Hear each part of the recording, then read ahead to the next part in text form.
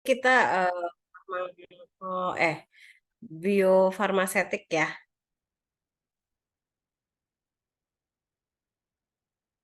Minggu lalu kita bahas apa ya?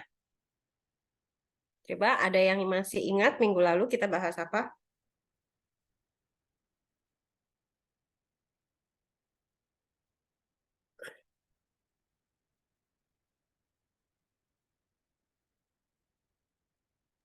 Minggu lalu sejarah biofarmasi dan farmakokinetika, Bu. Setelah itu, udah. Saya udah jelasin pelepasan obat belum? Itu juga yang nasib obat di dalam tubuh sama grafik-grafik udah. Oke.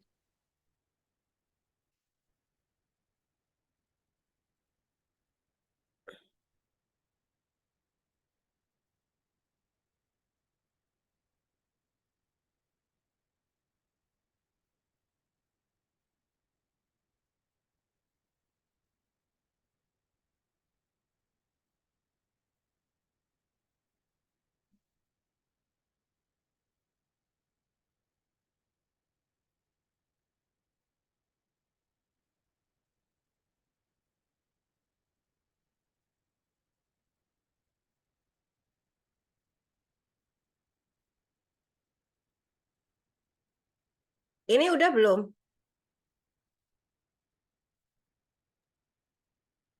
Ini, Belum, Bu. ah? Belum. Ini belum? Eh, grafik udah, Bu. Udah.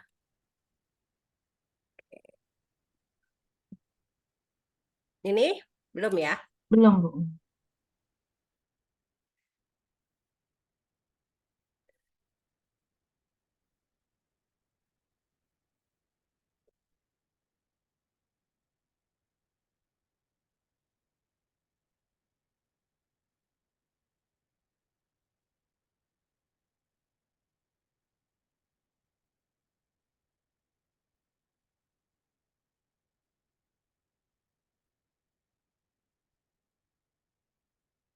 Oke, bismillahirrahmanirrahim. Assalamualaikum warahmatullahi wabarakatuh. Jadi, kita hari ini mempelajari teori tentang pelepasan ya, pelepasan obat pada membrannya. Jadi, kalau kita ulang lagi bahwa kalau kita ulang lagi bahwa sekarang ini ada yang produk pelepasan terkendali ya. Jadi, ada yang profil pelepasan obat, ada yang sustain release gitu kan, ada yang prolong release, ada control release, ada extended release. Nah, itu semuanya terkendali. Nah, kalau kita lihat di grafiknya ini ada apa namanya obat yang diberikan secara konvensional, maka dosisnya akan berkurang sesuai dengan waktu. Ya, kemudian kalau bentuknya time release berarti pelepasannya diatur berdasarkan waktu, berarti obat itu dijaga supaya kadarnya di dalam darah tetap. Begitu juga dengan sustain release atau prolong release ya. Keuntungannya apa untuk produk pelepasan terkendali ini?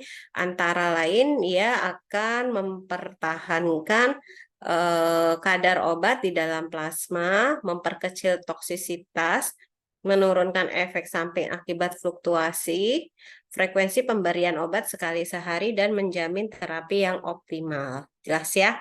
Nah, pelepasan terkendali itu dirancang untuk melepaskan zat aktif secara lambat dibandingkan dengan sediaan yang konvensional. Nah, namun kesediaan konvensional itu dirancang untuk melepaskan zat aktif segera sehingga diabsorpsi ke dalam sirkulasi sistemik dengan cepat dan sempurna. Ya, bedanya apa dengan sediaan terkendali? Kalau sediaan konvensional itu zat aktifnya terlepas dengan segera supaya dia bisa menghasilkan terapi yang cepat. Tapi kalau pelepasan terkendali zat aktifnya itu secara lambat dikeluarkan. Supaya apa? Supaya terapinya itu tetap bertahan sesuai yang diinginkan. Nah, Kemajuan teknis di sini telah menyebabkan perkembangan modifikasi pelepasan sistem pemberian obat, ya, sehingga akan dapat mengatasi kelemahan-kelemahan, ya, kelemahan-kelemahan dari pemberian obat sistemik. Nah, ini kalian bisa baca ada yang namanya delay release, ada repeat action, ada extended release, ada prolong release, ya. Ada control release, sustain release, pulsatil release, dan time release. Nah, ini adalah semua bentuk modifikasi pelepasan di dalam sistem pelepasan obat. Sampai suara saya terdengar nggak? Jelas? Bisa sudah bisa dimengerti ya? Oke, bentar. Nah, sekarang kita ke teori pelepasan membran. Jadi, membran itu ada yang namanya membran biologis dan membran sintesis. Ya, membran ini kita anggap berupa fase padat, setengah padat, dan cair dengan ukuran tertentu yang tidak tercampur dengan lingkungan sekitarnya dan umumnya dipisahkan oleh fase cair. Ya. Nah, sebagai model, membran ini nanti sebagai model ya, dan akan dapat dipelajari bagaimana pendekatan membran biologi pada studi penyerapan. Jadi, kalau kita mau lihat berapa yang terserap obatnya, maka kita harus menggunakan pendekatan ini, ya. Kemudian akan bisa dihitung secara matematika. Lalu sebagai model membran sintetik itu digunakan untuk bisa mengetahui interaksi antara zat aktif dan bahan tambahan, atau juga mempelajari kompleks zat aktif obat. Kemudian yang ketiga adalah untuk mempelajari bagaimana proses pelepasan dan pelarutan zat aktif. Nah, membran tadi dibagi menjadi dua, yaitu membran biologis dan membran sintetik. Membran sintetik itu ada yang namanya membran polimer berpori atau membran heterogen, membran polimer tidak berpori atau membran homogen, serta membran lipid tak berpori. Nah, kita bahas satu persatu. Apa itu membran polimer berpori? Membran polimer berpori disebut juga dengan membran dialisis dan membran semi permeabel, ya. Nah, sifatnya hanya molekul dengan ukuran sama, ya, sama dengan atau lebih kecil dari pori membran yang dapat melintas dan dapat larut dengan senyawa penyusun membran dan tidak melarut dengan senyawa penyusun membran.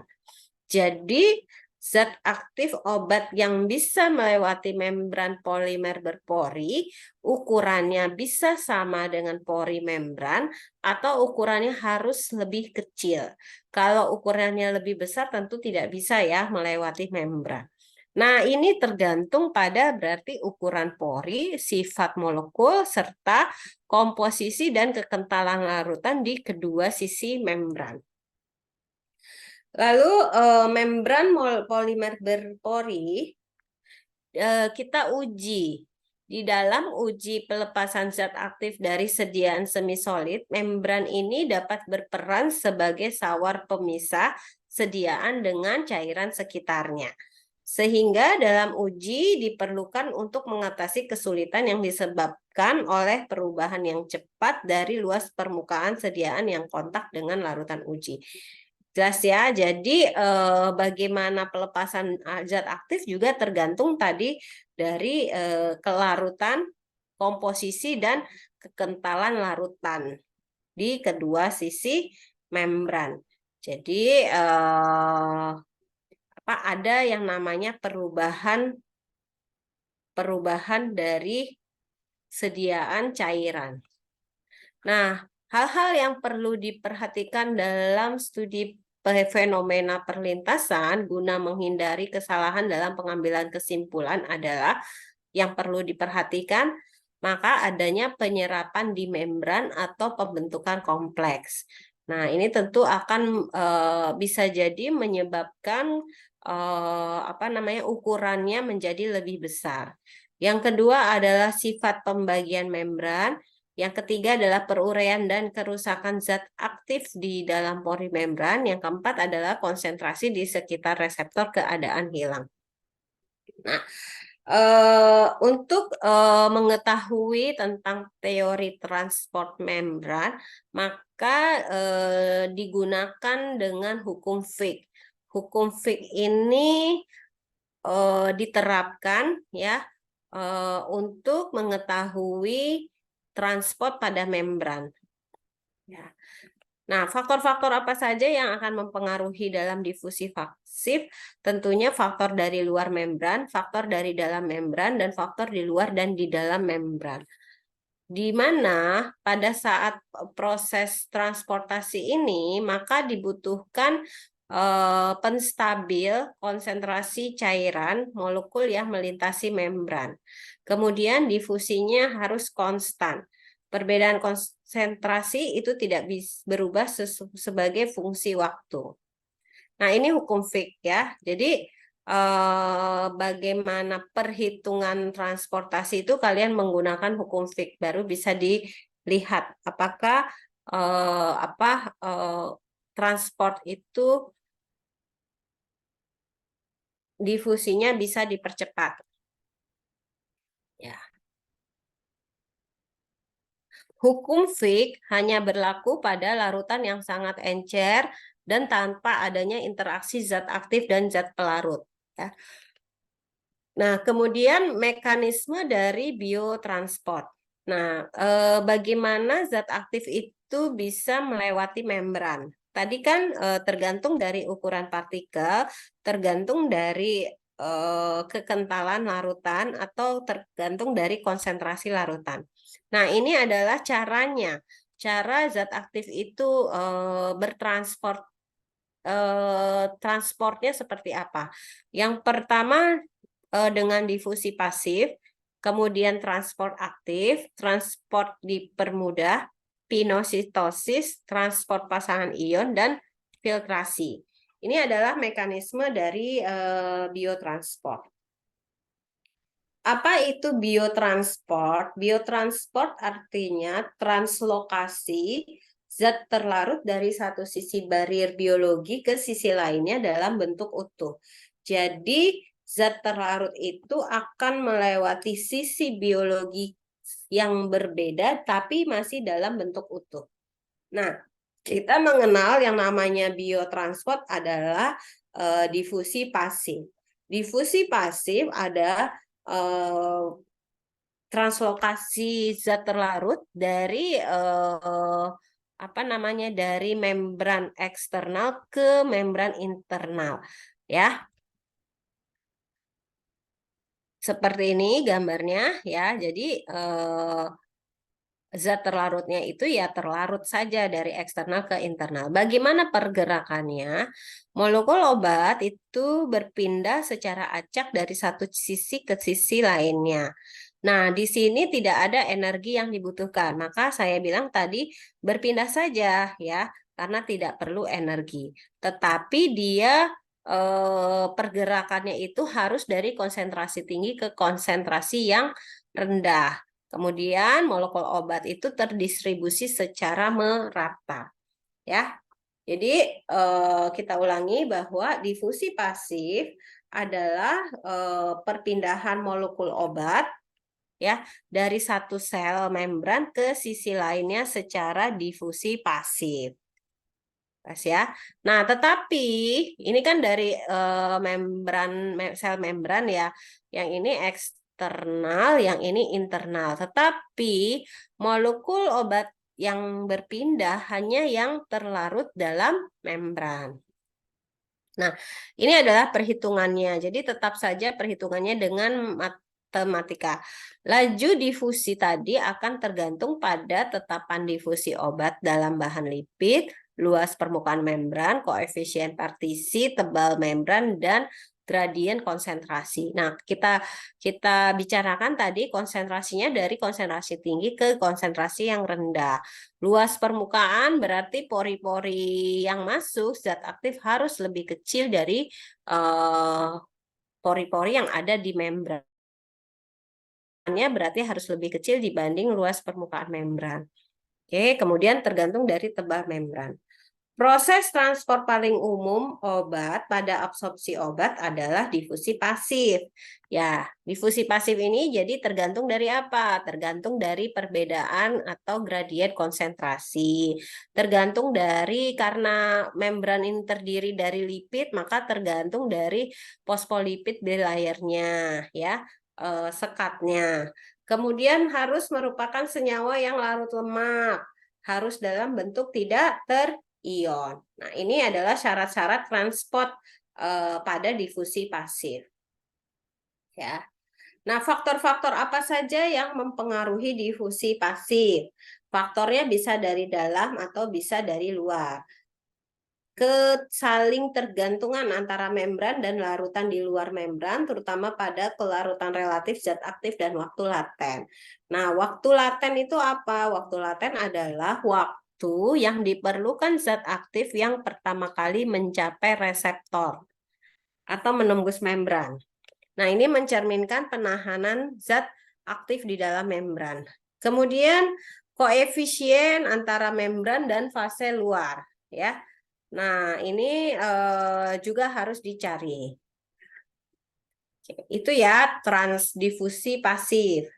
Yang kedua adalah transport aktif. Transport aktif itu ya dia berpindah secara aktif dari konsentrasi rendah ke konsentrasi yang tinggi. Berbalik dengan difusi pasif.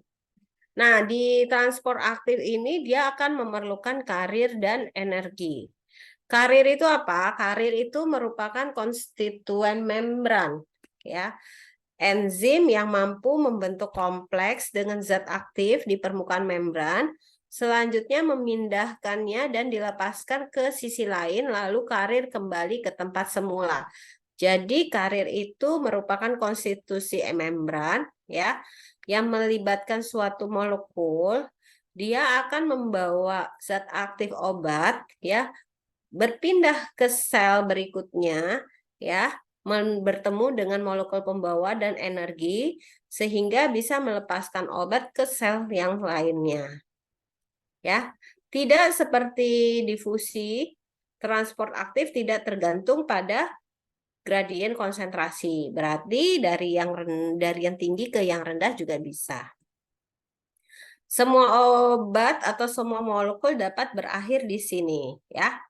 Nah, ini adalah jadi kalau kita ulang transport aktif, ya ini molekulnya masuk ke dalam karir mobil, kemudian dia akan serta-merta berpindah dari satu molekul ke molekul yang lain. Dan ini membutuhkan energi. Kemudian transport dipermudah atau fasilitatif. Mekanisme ini seperti transport aktif, tetapi tidak butuh energi. Contohnya seperti ini, ya. Molekul tidak dapat melewati membran tanpa bantuan, ya. Sehingga perlu untuk karir, ya, perlu untuk bahan penunjang lain atau karir untuk bisa menembus membran. Nah, apa itu? Yang diperlukan adalah protein. Protein itu akan membawa molekul dari ke dalam membran, dari luar membran ke dalam membran, ya.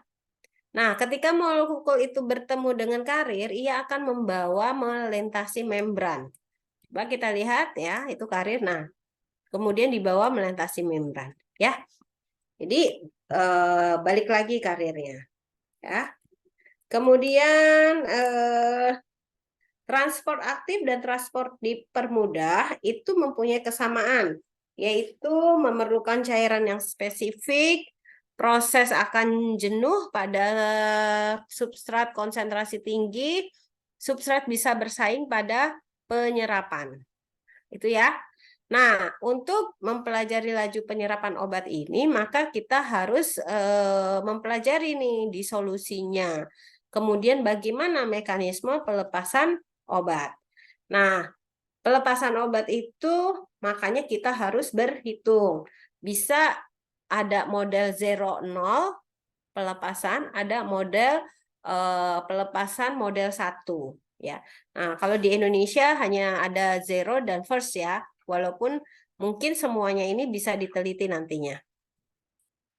Nah, model orde 0. Apa itu model orde 0? Orde 0 itu merupakan model yang ideal pelepasan obat dalam rangka mencapai aksi farmakologis berkepanjangan. Ya. Sedangkan obat didisolusi dari bentuk sediaan dan melepaskan obat secara perwakal diwakili oleh persamaan jumlah obat dalam waktu sama dengan jumlah obat awal waktu dalam larutan dibagi konstanta pelepasan orde obat.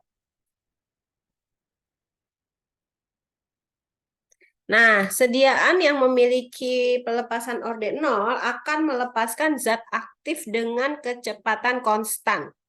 Ya. Nah, peningkatan konsentrasi obat berbanding lurus dengan waktu.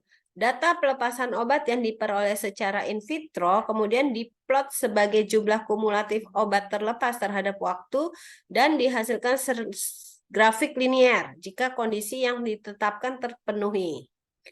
Model orde 0 dapat digunakan untuk menggambarkan disolusi obat dari beberapa jenis atau modifikasi bentuk pelepasan sediaan obat, yaitu beberapa sistem transdermal mungkin.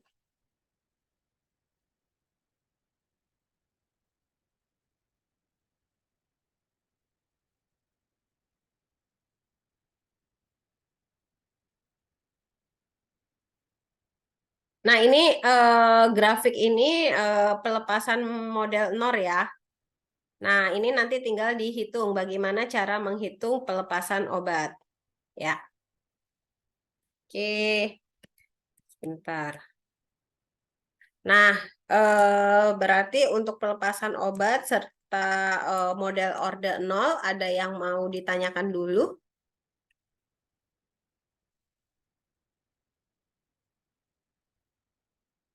Cukup jelas ya, Fahmi? Fahmi, kamu lagi kerja ya, Mi? Iya Bu, sambil kerja ya Bu. Oke.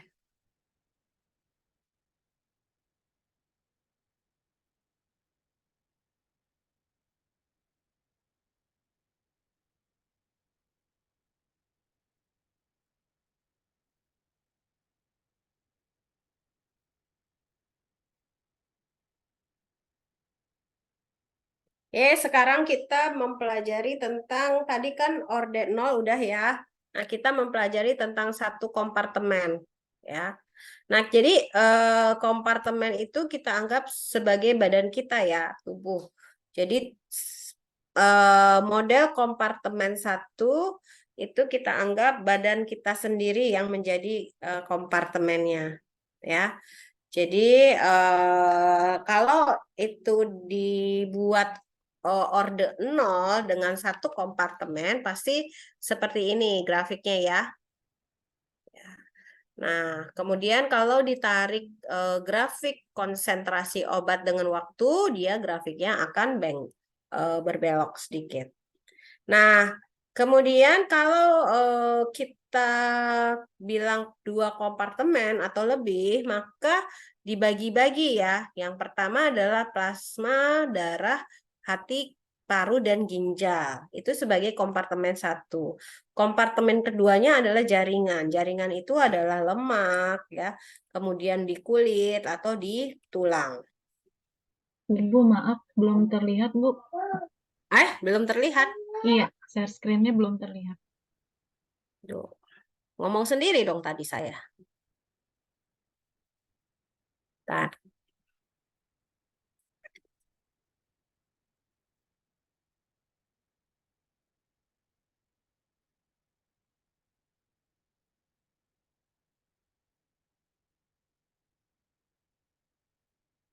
ini ya.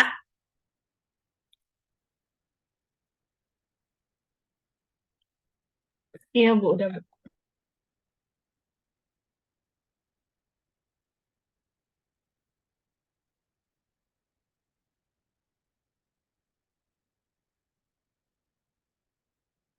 Nah, ini model kompartemen. Jadi kita menganggap bahwa tubuh kita itu merupakan satu kompartemen. Kompartemen itu apa sih?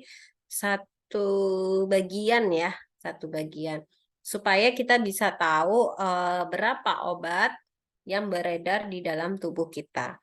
Ya, tentunya kalau satu kompartemen ini ya seperti ini rumusnya perhitungannya ya. C konsentrasi itu sama dengan dosis dibagi volume distribusi dikalikan ketetapan E pangkat min K kecepatan rata-rata eliminasi dikali dengan waktu ya.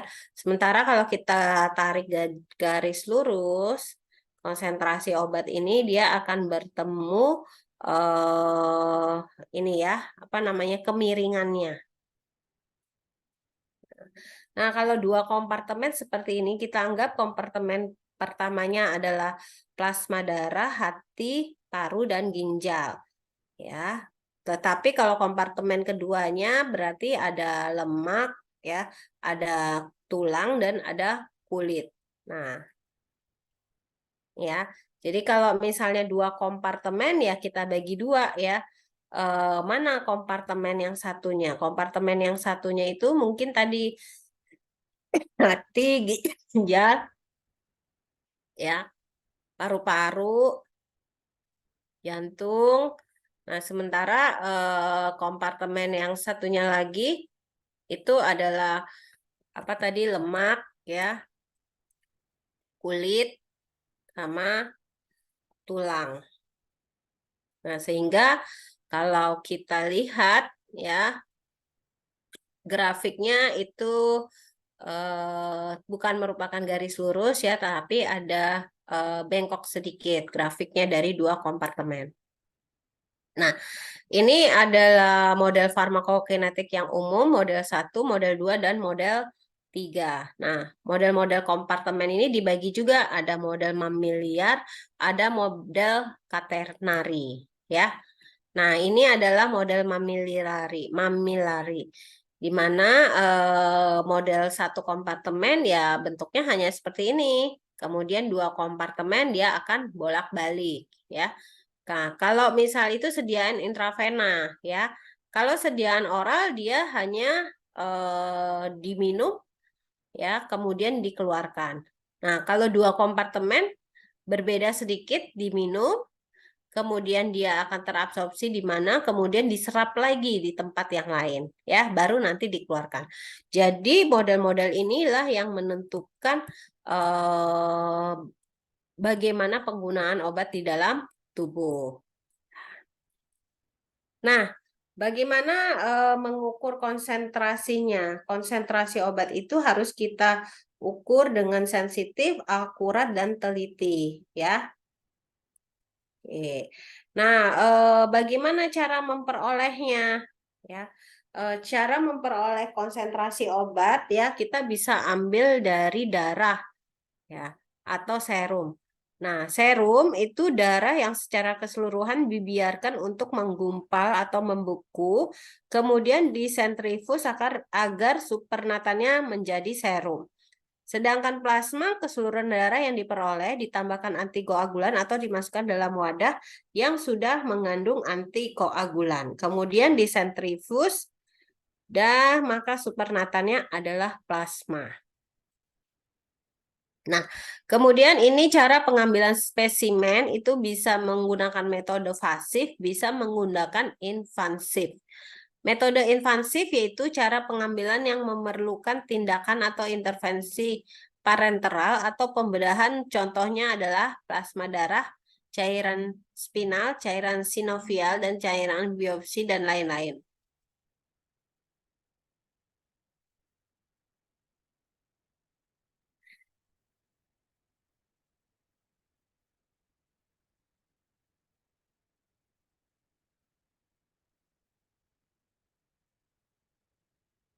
Oke, nah ini kalau satu kompartemen tadi kan dianggap tubuh satu kompartemen ya. Jadi pada saat injeksi itu masuk ke dalam tubuh ya, ini kan dosisnya 0 nih ya, masuk ke dalam tubuh dia akan mengalami, setelahnya akan mengalami proses eliminasi. Nah, ini kita akan mengenal yang namanya konstanta laju eliminasi. Nah, konstanta kecepatan eliminasi adalah K dikali dengan X, ya, dikali dengan dosis. Nah, jadi kalau kita lihat buat satu kompartemen model terbuka, selalu akan ada rumusnya C-nya itu konsentrasi obat adalah dosis dibagi VD, volume distribusi dikalikan E dipangkatkan K kali T, ya. Nah, nanti kalian plot itu antara grafik log dengan waktu. Tunggu, untuk memplot ini kalian sudah pernah belajar kalkulator yang ini belum? Yang ada rumusnya? Belum, Bu. Pakai kalkulator itu udah bisa belum ya? Belum pernah diajarin ya?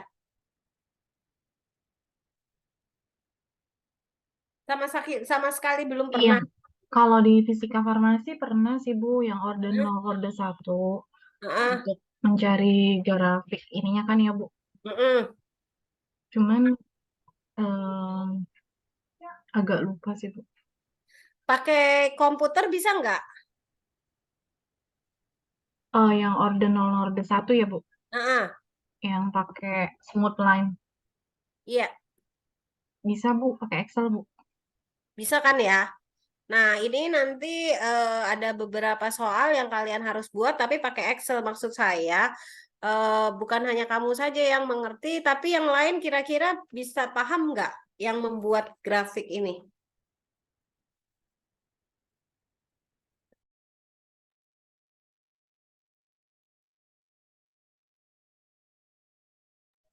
Paham, Bu. Hah? Bisa ya, baik Paham. secara manual atau secara Excel. Nah, saya agak sulit untuk memberitahunya kalau bentuk Zoom ini. Jadi saya berharap kalian dengar aja YouTube-nya ya. Nah, karena nanti beberapa soalnya juga orde 0 dan orde 1. Ya. Oke, kita lanjut. Nah, ini parameter dalam satu kompartemen yang diperlukan adalah volume distribusi. Bentar. Bentar ya.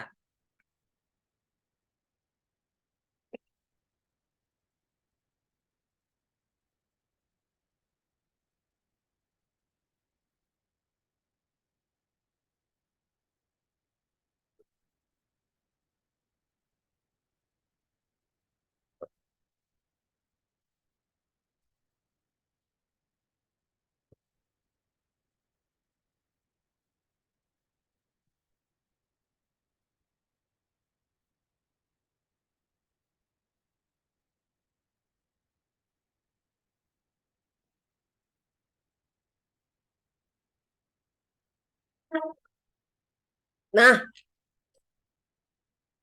ini adalah parameter dalam kompartemen 1. Yang dibutuhkan adalah volume distribusi, kecepatan eliminasi, ya, kecepatan eliminasi, kemudian T setengah dan clearance, ya. Nah, kalau kita lihat di sini, ini contohnya ya. Nah, untuk konsentrasinya 10 mg per liter, ya, maka volume distribusinya adalah 10 liter, ya. Ini sama-sama dimasukkan 100 mg zat aktif, ya. Nah, untuk konsentrasinya 1 mg per liter, ya, maka VD-nya adalah 100 liter. Dari mana rumusnya? Dari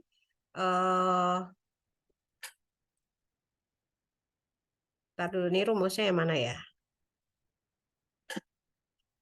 Nah, dari sini ya. VD itu adalah dosis dibagi konsentrasi. Ya. Nah, sekarang kita bahas dulu apa itu volume distribusi. Volume distribusi. Ya, secara umum obat itu akan mengalami keseimbangan dengan cepat di dalam tubuh. Jadi pada saat obat itu masuk ke dalam tubuh, ya, nah obat itu terdistribusi, ya. Nah, apa saja yang terdistribusi, ya? Nah, obat itu berhubungan dengan total air di dalam tubuh kita. Misalnya 42 liter. Maka di dalam plasma itu volumenya adalah 4 liter. Di dalam cairan interstisial itu volumenya 10 liter. Dan di intraseluler cairan intraseluler itu adalah 28 liter. Nah, obat itu mengikat protein plasma ya secara selektif. Nah, obat yang mengikat jaringan ekstravaskuler secara selektif itu memiliki volume distribusi yang jelas, yang lebih besar dari volume distribusi aslinya. Nah, jadi apa itu volume distribusi? Volume distribusi itu merupakan volume yang harus diperhatikan dalam memperkirakan jumlah obat di dalam tubuh dari konsentrasi obat yang terdapat di kompartemen. Tentunya setiap jaringan individu dalam tubuh itu mengandung konsentrasi obat yang berbeda karena perbedaan afinitas untuk jaringan tersebut. Oleh karenanya, jumlah obat di lokasi tertentu dikaitkan dengan konsentrasinya dengan konstanta proporsional yang mencerminkan volume cairan tempat obat dilarutkan. Nah, volume distribusi ini tergantung dari apa? Tergantung dari kelarutan lemak. Tergantung dari derajat pengikatan protein plasma. Lalu afinitas protein jaringan yang berbeda. Massa tubuh tanpa lemak dan penyakit seperti gagal jantung kongestif, uremia, atau sirosis. Ini amat mempengaruhi ya volume distribusi. Nah, ini adalah dalam menentukan volume distribusi obat perlu diukur konsentrasi plasma atau serum dengan waktu. Jadi VD-nya volume distribusi adalah dosis dibagi konsentrasi. Dosis itu X0 ya, konsentrasi itu C. Nah, kemudian yang pertama kita harus plot, tadi ada grafik ya, antara konsentrasi dengan waktu. Kemudian kita akan memplot konsentrasi 0 dengan waktunya. Nah, maka akan ditemukan berapa VD-nya. Nah, kalau di grafik berarti contohnya seperti ini ya. Nah, ini nanti dibuat grafik lurus. Ya, seperti ini. Ya. Nah, ini perpotongan antara garis miring dengan apa namanya sumbu Y itu adalah dosis obat pertama kali saat diminum obatnya, ya. Kemudian dia akan menurun perlahan-perlahan dosisnya hingga 0 pada berapa lama nantinya. Nah, itu yang akan kita hitung secara rumus matematika. Jadi VD itu sama dengan dosis dibagi konsentrasi. Nah, ini adalah apa namanya distribusi dan VD dalam 70 kg pria yang normal ya. Jadi VD-nya adalah 5, kalau VD-nya 5 liter ya, persentase berat badannya itu 7, maka distribusinya hanya ada di dalam plasma. Nah, VD-nya 5 sampai 20 liter ya. itu berat badan persen dari berat badan itu sekitar 7-28 itu distribusinya ada di cairan ekstraseluler. Nah, kalau 20-40 persentase berat badan itu 28-56, maka distribusi cairannya di dalam seluruh badan. Nah, kalau lebih dari 40, beratnya itu lebih dari persentase berat badan itu lebih dari 66, maka distribusinya itu ada di dalam jaringan yang mengikat pada jaringan periferal.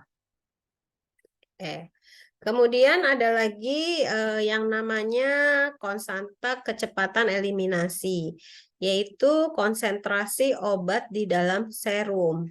Nah, ini mewakili fraksi obat yang dikeluarkan per unit waktu. Jadi, konstanta kecepatan eliminasi itu satuannya per menit, per jam, atau per hari. Ya. Dengan eliminasi orde pertama, laju eliminasi akan berbanding lurus dengan konsentrasi obat di dalam serum. Nah, bagaimana caranya menentukan konstanta kecepatan eliminasi? Adalah K sama dengan min slope kali 2,303. Nah, seperti ini ya. Nah, bisa jadi slope-nya itu kita bisa hitung log konsentrasi obat 1 dikurang konsentrasi obat 2 ya, dibagi T1 dengan T2, maka dapatlah kemiringan. Nah, kemiringan ini kan yang konstanta ya. Nah, berarti konsentrasinya itu dilogin ya, dibagi dengan waktu sehingga dapat dihitung K-nya. K sama dengan slope-nya itu dikali 2,303. Nah, kemudian T setengah. T setengah adalah waktu di mana obat mencapai setengahnya dari massa ya. Nah, T setengah itu 50% dari obat yang ada. Nah, hitungannya adalah 0,693 dibagi K. K tadi kan konstanta kecepatan eliminasi ya. Nah, bisa dihitung T setengah. Nah, kemudian selanjutnya adalah clearance. Clearance adalah ukuran penghilangan obat dari tubuh. Jadi, berapa obat yang hilang dari tubuh diukur dengan clearance. Nah, clearance ini menentukan waktu paruh. Ya. Nah, clearance dinyatakan sebagai volume atau waktu yang menggambarkan penghilangan obat dari volume plasma dalam unit waktu tertentu. Nah, kalau kita lihat clearance ya, jumlah obat atau jumlah titik ini berkurang tetapi mengisi volume yang sama dan menghasilkan konsentrasi yang lebih rendah. Jadi ini konsentrasi pertama, ini jumlah obatnya banyak, kemudian dia tereliminasi sehingga konsentrasinya menjadi lebih rendah tapi volumenya sama. Nah, ya. Nah, clearance itu rumusnya dosis dibagi dengan AUC. AUC itu area under curve ya, area under curve. Atau clearance itu kalau di dalam satu kompartemen itu K dikali dengan VD. Konstanta kecepatan eliminasi dikali dengan volume distribusi. Nah, kalau misalnya organ-organ yang dibersihkan dari dalam tubuh itu banyak, ya, dalam arti lebih kompartemennya ada lebih dari satu, maka clearance-nya itu merupakan clearance gabungan. Clearance 1, clearance 2, clearance 3. Ya, misalnya obat-obat itu dibersihkan melalui jalur obat di hati, di ginjal, dan di empedu. Maka clearance-nya itu adalah clearance total yang dihitung. Ya. Kemudian ini adalah kecepatan eliminasi K kalikan X dalam waktu tertentu atau clearance dikalikan konsentrasi obat pada waktu tertentu. Kemudian area under curve itu bisa dihitung dengan dua metode, yaitu model dependent dan model independent. Kalau model dependent itu hanya digunakan untuk satu kompartemen injeksi, sedangkan model independent itu dapat digunakan untuk obat dengan berbagai macam rute pemberian. Ya. Nah, ini adalah perhitungannya. Jadi AUC itu sama dengan dosis dibagi K. Dosis dibagi konstanta eliminasi dikalikan VD. Sama dengan konsentrasi dibagi K. Ya.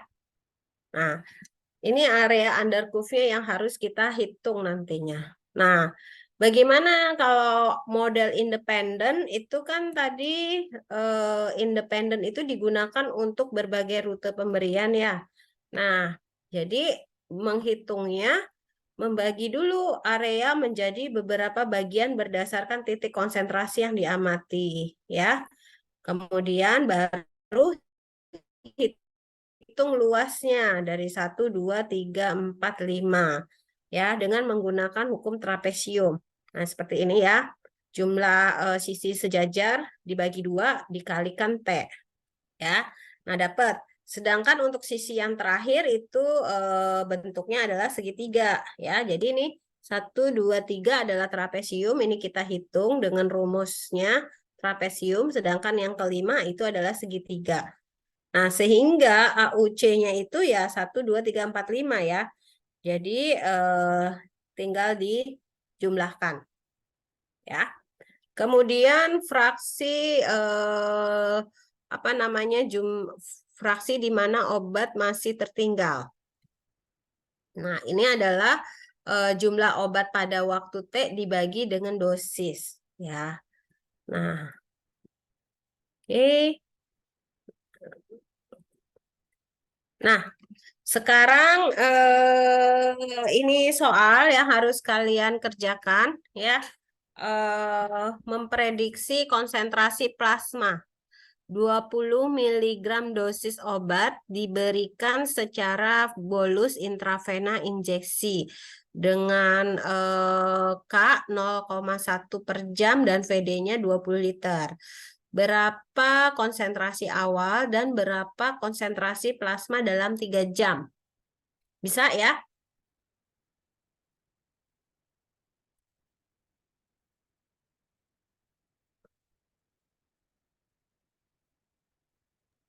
Pakai rumus yang mana ya, Bu? Nih. Nih ya. Jadi ini jawabannya. Kan konsentrasi awal itu dosis dibagi VD kan. Jadi 20 mili dibagi 20 liter. Jadi dapatnya konsentrasi awal adalah 1 mg per liter. Nah, bagaimana setelah 3 jam? Maka pakai rumusnya konsentrasi ini. Ya. Nah, sekarang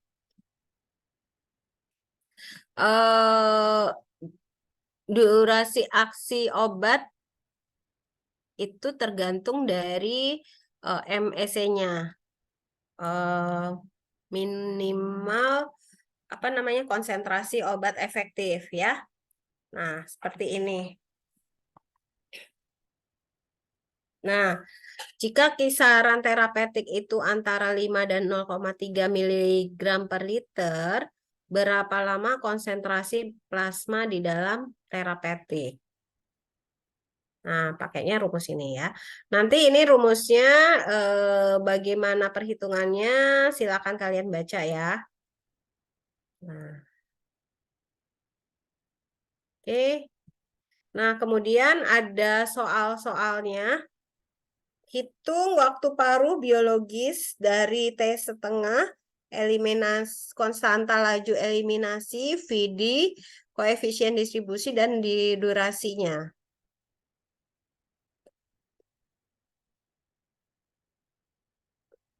Ya. Jadi ini ada soal-soal, kalian baca dan kalian pelajari ya. Sudah ada jawabannya semua di sini. Oke?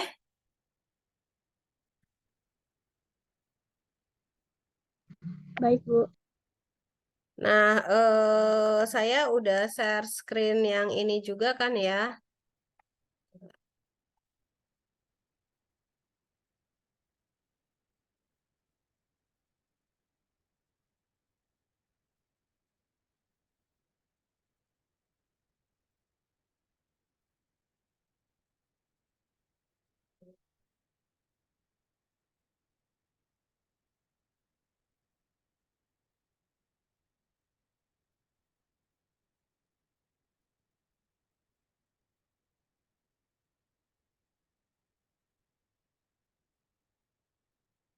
Ini file ini udah punya kan ya? Udah, Bu. Oke. Di sini ada bahasan juga ya tentang yang tadi. Jadi nanti eh,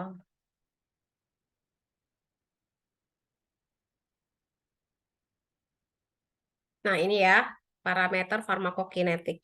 Jadi ada kecepatan absorpsi, bioavailabilitas, volume distribusi, dan clearance. Ada waktu puncak, ada T setengah, ada area counterproof ya. Kemudian ini udah saya jelasin ya kemarin ya.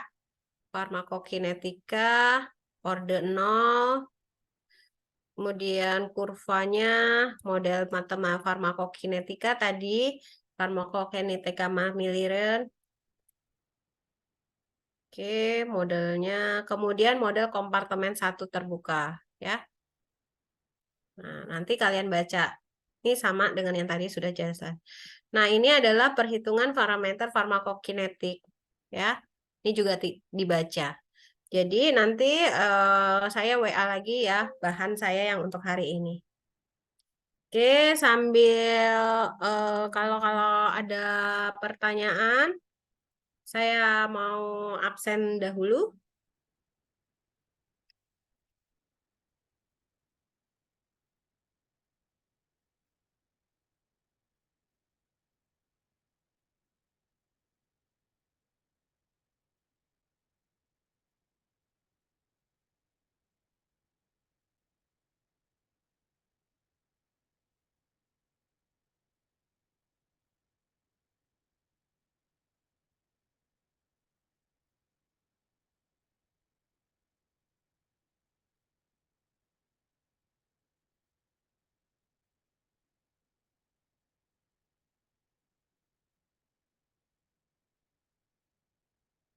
Dia Ayu ada, Hadir, Ibu. Anita Rahman, Hadir, Bu.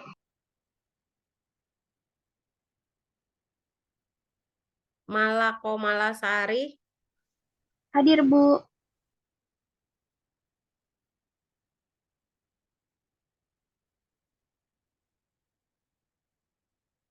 Muhammad Romli, Hadir, Bu.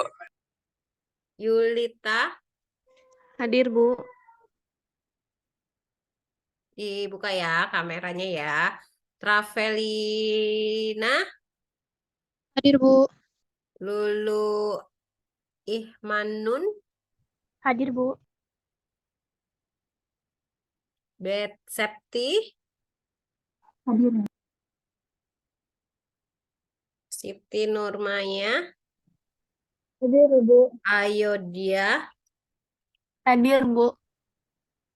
Fahmi, Hadir, Bu. Ananda, Sela Rahayu, Hadir, Ibu. Iskandar Hakim, Hadir, Ibu. Nia Febriana, Hadir, Bu.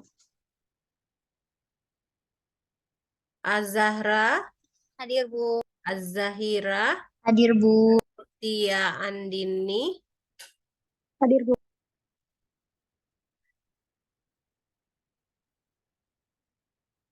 Nia Mulyani, Hadir, Bu. Septia, Hadir, Bu. Indah, Hadir, Bu. Siti Fatima, Siti Fatima ada nggak? Teguh, Hadir, Bu. Siti Askia Zahra, Hadir, Bu. Ilmi, Hadir, Bu. Selvlinia, Hadir, Bu. Silvi. Hadir, Ibu. Kamu lagi di mana, Silvi? Masih di jalan, Ibu. Mohon maaf. Nah, kalau di jalan gitu gimana nyimak kuliahnya ya? Kira-kira ya. Apalagi kalau yang nyupir tuh. Gimana kira-kira? Ini ada nggak Siti Fatimah? Ibu, hadir, Ibu. Hah? Nggak ada. Hadir, Bu.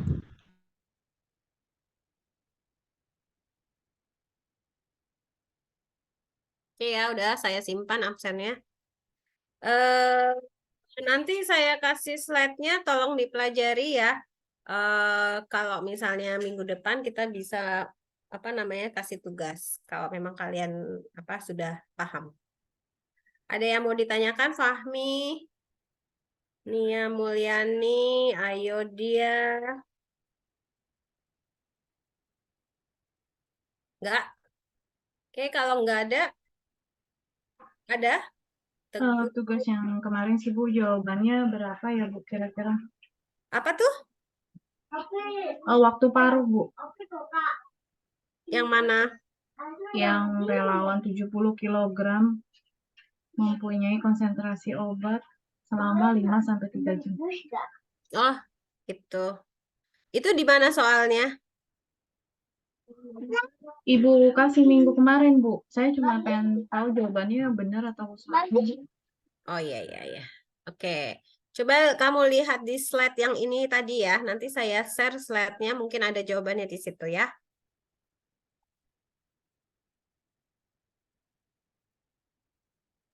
Jadi nanti kita bakal banyak hitung-hitungan ya Bu kayaknya Bu. Enggak. Enggak. Cuma 1 kali 2 kali pertemuan saja. Karena nanti lebih banyak masuknya ke biofarmasetik. Kalau itu farmakokinetik. Ya. Ya. Oke. Sudah? Tunggu deh. Kalau yang 70 kilo saya...